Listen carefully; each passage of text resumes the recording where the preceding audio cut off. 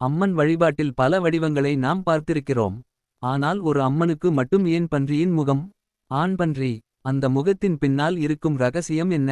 அவர் ஏன் கையில் பல்வேறு ஆயுதங்களை வைத்திருக்கிறார்? சப்தமாதர்களில் வராகி அம்மனுக்கு என்ன இடம்?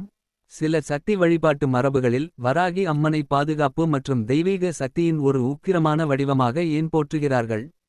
இந்த கேள்விகளுக்கான பதிலை தெரிந்துகொள்ள முதலில் வராகி அம்மன் யார் என்பதை புரிந்து கொள்ள வேண்டும். இன்று முழுமையாக பார்க்கலாம். வராகி அம்மன் சரணம். வராகி அம்மன் யார்? வராகி அல்லது வாராகி என்பது சக்தி வழிபாட்டு மரபுகளில் முக்கியமான தேவியின் ஒரு வடிவமாக கருதப்படுகிறது. அவருடைய முகம் பொதுவாக வராகம், அதாவது காட்டுப்பன்றியின் முகத்தை போன்றதாக காட்டப்படுகிறது. அதனால்தான் அவர் வராகி அம்மன் என்று அழைக்கப்படுகிறார். இங்கே ஒரு முக்கியமான விஷயம் இருக்கிறது. வராகி அம்மன் என்பது வெறும் ஒரு தனி தெய்வ உருவம் மட்டுமல்ல. சில இந்து மரபுகளில் அவர் சப்தமாதர்களில் ஒருவராக போற்றப்படுகிறார். சப்தமாதர்கள் என்றால் 7 தெய்வீக தாய் சக்திகளின் தொகுப்பு. அவற்றில் வராகியின் இடமும் மிகவும் முக்கியமானது. வராகிக்கும் திருமாலின் வராக அவதாரத்திற்கும் என்ன தொடர்பு? இப்போது ஒரு சுவாரஸ்யமான கேள்வி. வராகி அம்மனுக்கு வராக முகம் ஏன்? இதற்கு காரணமாக இந்து புராண மரபுகளில் கூறப்படும் தொடர்பு. திருமாலின் வராக அவதாரம். பகவான் விஷ்ணு உலகை காப்பதற்காக எடுத்த அவதாரங்களில் ஒன்றுதான் வராக அவதாரம்.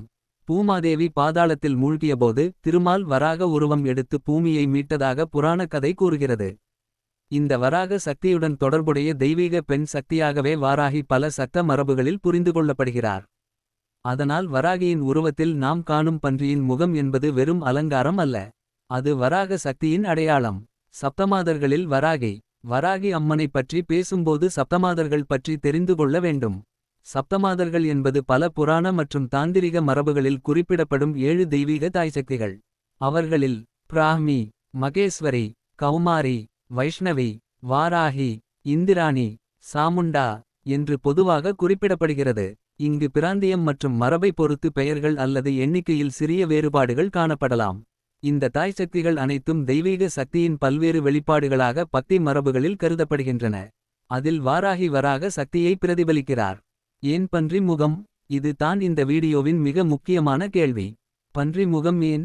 வராகம் என்பது பல புராண விளக்கங்களில் வலிமை, நிலைத்தன்மை மற்றும் தடைகளை தாண்டும் சக்தியுடன் தொடர்புபடுத்தப்படுகிறது. திருமாலின் வராக அவதாரத்தில் பூமியை மீட்டெடுக்கும் சக்தி வெளிப்படுகிறது. அதே வராக சக்தியின் பெண் வடிவமாக வாராகியை சக்த மரபுகள் பார்க்கின்றன. அதனால் வராகியின் முகம் அவருடைய தெய்வீக சக்தியின் அடையாளமாகிறது. அவர் அழகான ஒரு பெண் தெய்வ வடிவமாக மட்டும் இல்லாமல் தாயின் பாதுகாப்பு சக்தியையும் உக்கிரமான தெய்வீக சக்தியையும் ஒரே நேரத்தில் வெளிப்படுத்தும் வடிவமாக சித்தரிக்கப்படுகிறார். வராகி அம்மனின் ஆயுதங்கள். வராகி அம்மனின் உருவத்தை பார்த்தால் கைகளில் பல்வேறு ஆயுதங்கள் இருப்பதை காணலாம். மரபு மற்றும் கோவில் உருவச்சிலைகளை பொறுத்து அவை மாறுபடலாம். பொதுவாக தண்டம், சக்கரம், சங்கு, கலப்பை, உலக்கை, வாள் போன்ற ஆயுதங்களுடன் வாராகி சித்தரிக்கப்படுவதை காணலாம். இந்த ஆயுதங்கள் ஒவ்வொன்றும் வெறும் போருக்கான கருவிகள் அல்ல. அவை தெய்வீக சக்தியின் பல்வேறு அம்சங்களை குறிக்கும் அடையாளங்களாகவும் பார்க்கப்படுகின்றன. அதாவது தீமையை எதிர்த்தல், அநீதியை அழித்தல், தடைகளை அகற்றுதல், தர்மத்தை பாதுகாத்தல் என்ற ஆன்மீக கருத்துகளுடன் அவை தொடர்புபடுத்தப்படுகின்றன. வராகி அம்மனின் வாகனம் என்னன்னா? வராகி அம்மனின் வாகனமாக பல மரபுகளில் எருமை குறிப்பிடப்படுகிறது. சில உருவங்களில் அம்மன் எருமையின் மீது அமர்ந்தவாறும் சில இடங்களில் வேறு வடிவங்களிலும் காணப்படுகிறார். இது ஏன் முக்கியம்? வாகனம் என்பது அந்த தெய்வத்தின் சக்தியின் ஒரு குறியீடாக புரிந்து கொள்ளப்படுகிறது. வராகியின் உருவம் மென்மையான தாயின் வடிவத்தையும் அதே நேரத்தில் தீமையை எதிர்க்கும் உக்கிர சக்தியையும் வெளிப்படுத்துகிறது. வராகி அம்மன் ஏன் உக்கிரமான தெய்வமாக பார்க்கப்படுகிறார் தெரியுமா? பலர் வராகி அம்மனை பற்றி பேசும்போது அம்மன் மிகவும் உக்கிரமானவர் என்று கூறுவார்கள். ஆனால் இதை பயப்பட வேண்டிய விஷயமாக பார்க்க வேண்டியதில்லை. ஒரு தாய் தன்னுடைய குழந்தையை ஆபத்திலிருந்து காப்பாற்றும்போது அவள் காட்டும் கோபம் கூட குழந்தையின் பாதுகாப்புக்காகத்தான்.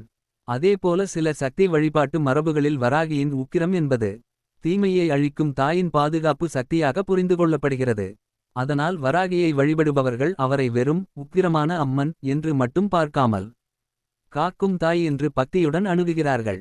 லலிதா திரிபுர சுந்தரி மரபில் வராகி அம்மா எப்படின்னு பார்க்கலாம். இன்னொரு முக்கியமான மரபு இருக்கிறது. ஸ்ரீவித்யா மற்றும் லலிதா திரிபுர சுந்தரி வழிபாட்டு மரபுகளில் வராகி அம்மனுக்கு தனி முக்கியத்துவம் உள்ளது. சில மரபுகளில் அவர் தண்டநாதா அல்லது தண்டினி என்ற பெயர்களாலும் குறிப்பிடப்படுகிறார். அதாவது தெய்வீக படையின் தலைமை சக்தியாக அவர் விளக்கப்படுகிறார். இங்கே படை என்று சொல்வது வெறும் மனிதர்களின் போர் படை என்று மட்டும் பொருள் கொள்ளக்கூடாது. அது தெய்வீக சக்தியின் பாதுகாப்பு மற்றும் தர்மத்தை நிலைநாட்டும் அம்சத்தை குறிக்கும் ஆன்மீக விளக்கமாகவும் பார்க்கப்படுகிறது. அதனால் ஸ்ரீவித்யா மரபில் வராகியின் இடம் மிகவும் சிறப்பானது. வராகி அம்மனை எப்படி வழிபடுகிறார்கள் பார்க்கலாம் வாங்க. வராகி அம்மனுக்கான வழிபாட்டு முறைகள் கோவில் குடும்ப மரபு மற்றும் சம்பிரதாயத்தை பொறுத்து மாறுபடும். சில இடங்களில் மலர்கள் தீபம் நைவேத்தியம் போன்ற பொதுவான வழிபாடுகள் செய்யப்படுகின்றன. அம்மனை வழிபடும்போது முக்கியமானது பக்தியும் தூய மனமும். வீட்டில் வழிபட விரும்புபவர்கள் தங்கள் குடும்ப வழக்கத்தை பின்பற்றுவது சிறந்தது. குறிப்பிட்ட தாந்திரிக அல்லது இரகசிய வழிபாட்டு முறைகளை தகுதியான குருவின் வழிகாட்டுதல் இல்லாமல் செய்வதை தவிர்ப்பது நல்லது. வராகி அம்மனிடம் என்ன வேண்டலாம் தெரியுமா? வராகி அம்மனை வழிபடும்போது பக்தர்கள் பலவிதமான வேண்டுதல்களை முன்வைக்கிறார்கள். ஆனால் ஒரு விஷயத்தை நினைவில் வைத்துக் கொள்ள வேண்டும். தெய்வ வழிபாடு என்பது மற்றவர்களுக்கு தீங்கு செய்ய வேண்டும் என்பதற்காக அல்ல. அம்மனிடம் நாம் வேண்ட வேண்டியது அம்மா எனக்கு மனவலிமை தா. தவறான பாதையில் செல்லாமல் காப்பாற்று. என் குடும்பத்தை பாதுகாத்தருள்வாய்.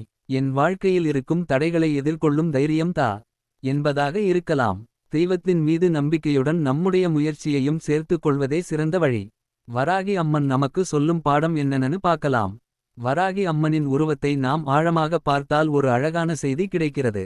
வாழ்க்கையில் சில நேரங்களில் நம்மைச் சுற்றி பிரச்சனைகள் வரும். சில நேரங்களில் பயம் வரும். சில நேரங்களில் நாம் தனியாக இருப்பது போல உணர்வோம்.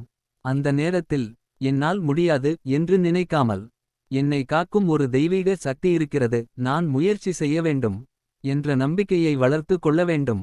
வராகி அம்மனின் உக்கிரமான உருவம் நமக்கு சொல்லும் செய்தி பயப்படாதே, உன்னுள் இருக்கும் தைரியத்தை எழுப்பிக்கொள் என்பதாக பக்தி பார்வையில் எடுத்துக்கொள்ளலாம். அன்பான வராகி அம்மன் பக்தர்களே, இன்று இந்த வீடியோவை நீங்கள் பார்க்கிறீர்கள் என்றால் ஒரு நிமிடம் அமைதியாக இருங்கள். கண்களை மூடுங்கள். வராகி அம்மனை மனதில் நினைத்து கொள்ளுங்கள். பின்னர் சொல்லுங்கள், அம்மா வராகி, என் பயத்தை நீக்கு. என் மனதிற்கு தைரியம் தா.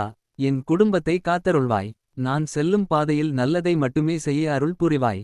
அம்மன் அருள் உங்கள் வீட்டில் அமைதியாகவும் நம்பிக்கையாகவும் நல்ல எண்ணங்களாகவும் நிறைந்திருக்கட்டும். வராகி அம்மன் சரணம். அம்மா வராகி துணை. சக்தி சக்தி சக்தி. இந்த வீடியோ உங்களுக்கு பிடித்திருந்தால் லைக் செய்யுங்கள். வராகி அம்மன் பக்தர்களுக்கு ஷேர் செய்யுங்கள். நமது முருகன் அருள் வாக்கு சேனலை சப்ஸ்கிரைப் செய்ய மறக்காதீர்கள். அம்மா வராகி துணை.